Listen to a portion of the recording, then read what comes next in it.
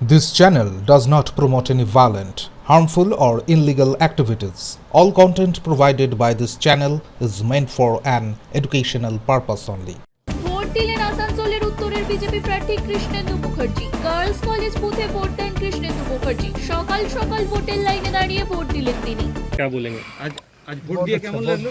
খুব ভালো, খুব শান্তিপূর্ণ ভোট হচ্ছে, ভালো লাগছে। পোলিং একটু স্লো আছে, ঠিক আছে, সবাই খুব সুন্দরভাবে এটা উৎসবে নামে যে নির্বাচন করছে। এই বুথে বরাবরই এরকম হয়, কর্পোরেশন ইলেকশন ব্যতিক্রম, বাকি সুষ্ঠুভাবে ভোট হচ্ছে। আমি প্রীতিকর ঘটনার খবর নেই, কয়েক জায়গায় মেশিন একটু ডিস্টারবেন্স ছিল, কিছু জায়গায় পোলিং স্লো রয়েছে।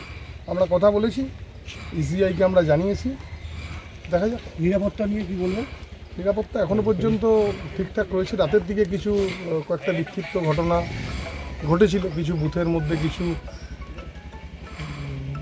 তৃণমূল কংগ্রেসের লোকজন আশেপাশে দেখা গেছিলো। আমরা যথা জায়গায় আমরা ইনফরমেশান জানিয়েছি, এখনও পর্যন্ত ঠিক আছে, দেখা যাক। তারপরেই বোঝা যাবে সমস্ত তাদের কীরকমভাবে ইলেকশনটা পরিচালনা করলো, নির্বাচন কমিশন সাকসেস না কী হলো, সবটা নির্বাচনটা হওয়ার পরই বোঝা যায়। দেখুন দেখুন দেখুন কোনো ব্যক্তিগত কেউ হেভি ওয়েট কম ওয়েটের ব্যাপার না, এটা নীতি আদর্শের লড়াই।